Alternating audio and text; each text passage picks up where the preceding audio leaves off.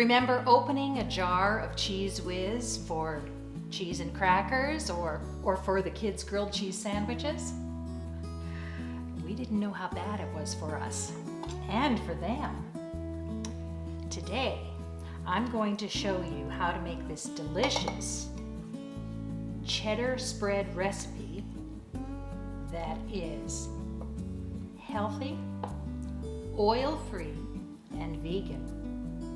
I'm also going to show you how to can the plant-based cheese so you can store it in your pantry. So convenient, just like it used to be.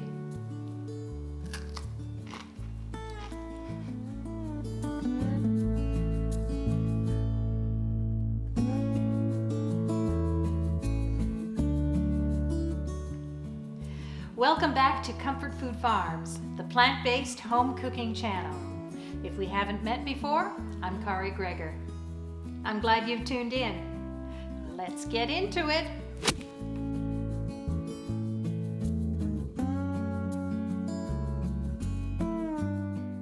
Now we're going to get the equipment ready to can our cheddar cheese spread. First thing you have to do is inspect the jars. Run your finger around the top of the rim and check for any bumps or cracks or other irregularities. We don't want anything that will interfere with the seal on the jar. And then visually just look at the jars, make sure that there's no cracks or other things that are going to have problems when we're canning. You want to use new lids every time you can.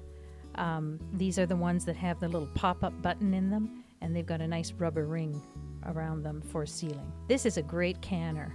It has a wire rack that you can lift up and put your jars in there, and the jars do not sit directly on the bottom of the canner, and that's important because you don't want the jars sitting on the heat of the element because they could crack when they get boiling and ruin everything.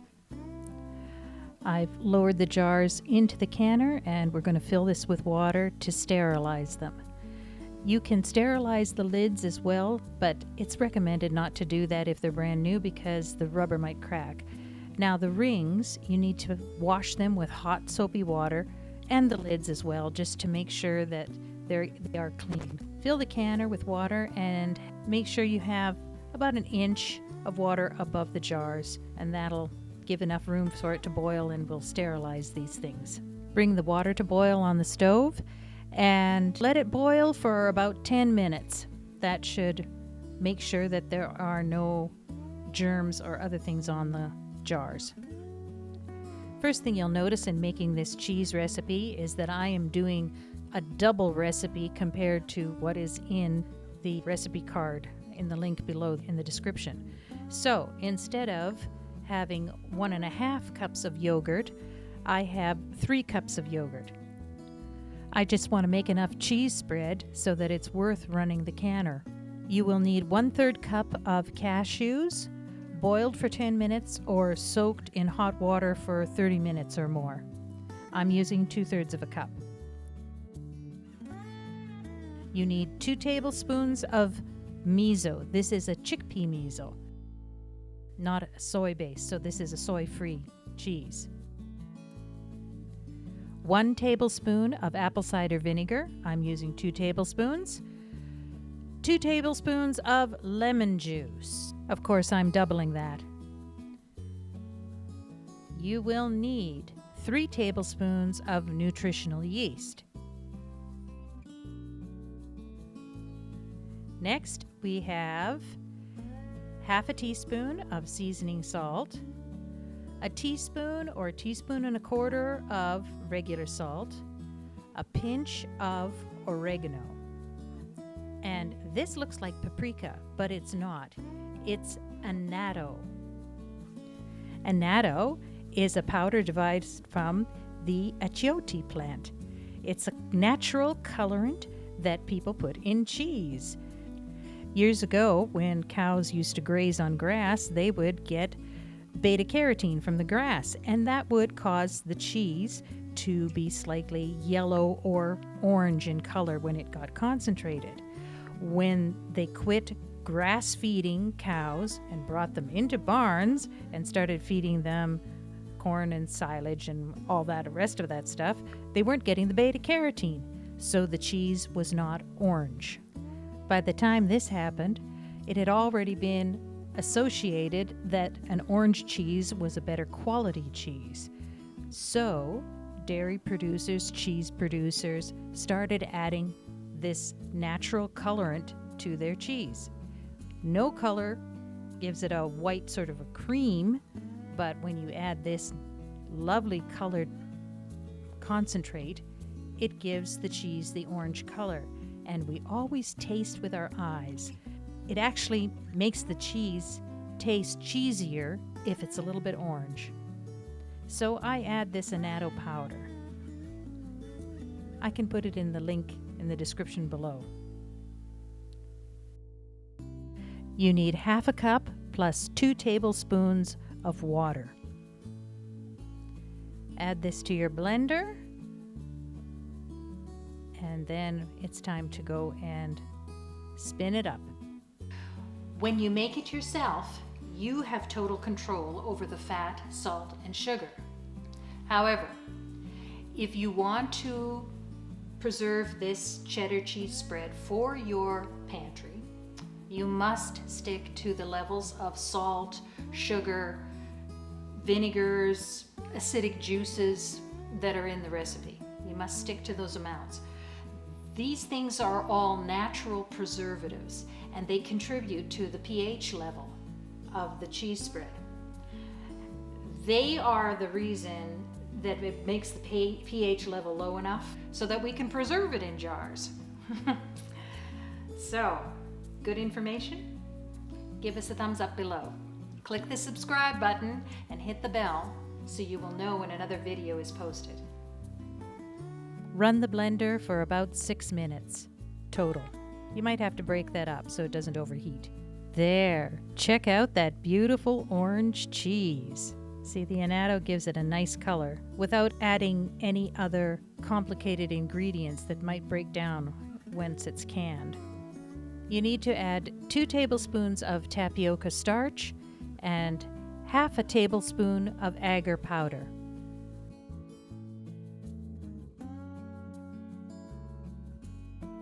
Pour this into a saucepan, and we're going to cook it on the stove over medium to medium-high heat, stirring constantly until it bubbles and thickens, much like a pudding.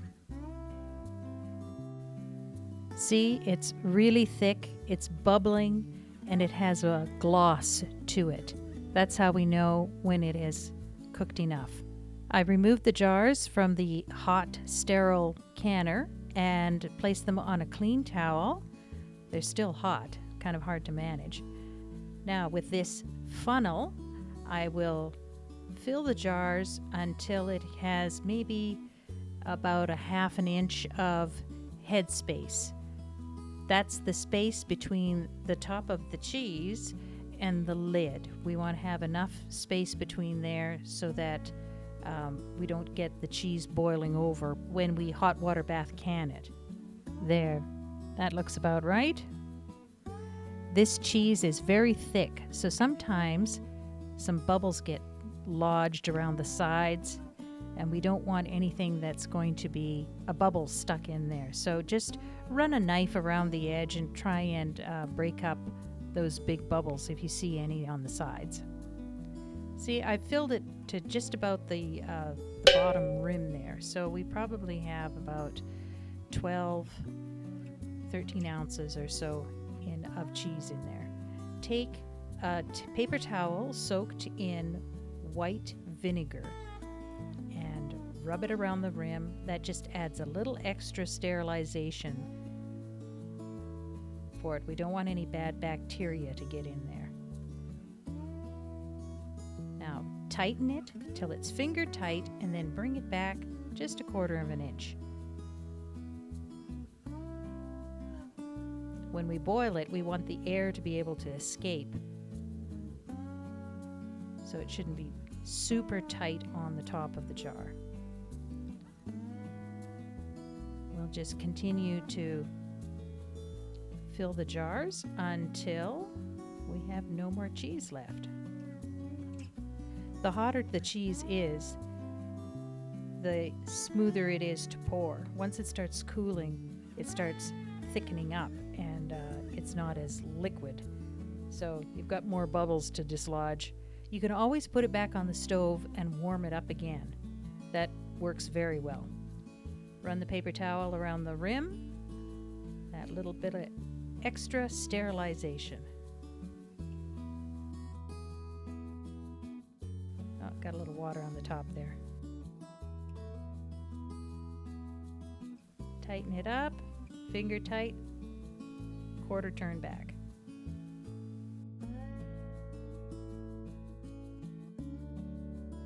Put the jars into the hot water canner and lower the rack.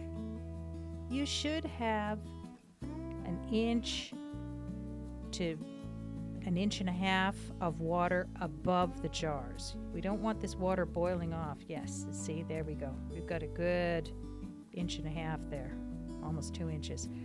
You don't want that boiling off and the jars becoming exposed. It has to be under the water. You don't start your timer until you get a nice rolling boil like this.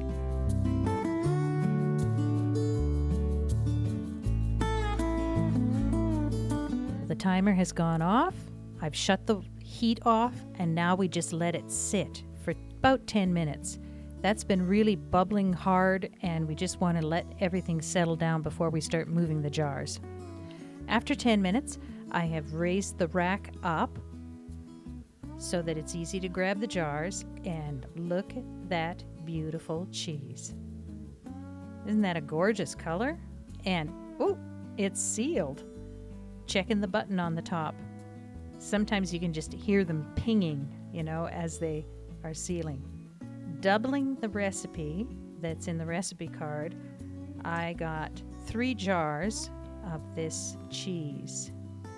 Isn't that beautiful? And I had done the jack cheese that we looked at in a previous video. I filmed it all at the same time.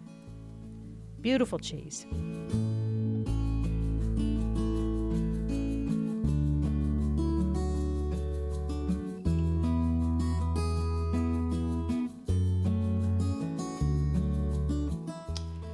Isn't that cheese beautiful? It's so nice to know you've got this in your pantry, ready to pop open anytime you want one of these delicious grilled cheese sandwiches. It's just the right amount of sharpness. I put the oregano in it, and that makes it give it that little bit of a sharp cheddar taste. One of these times, I'm going to have to show you how to make this whole wheat bread. But for today, if you found this video useful, give us a thumbs up below. Next video, I'm going to be making something to go with these delicious grilled cheese sandwiches, and that is tomato bisque. So, while you're down there, click the subscribe button and ring the bell so you will know when that recipe is posted. Thanks for watching.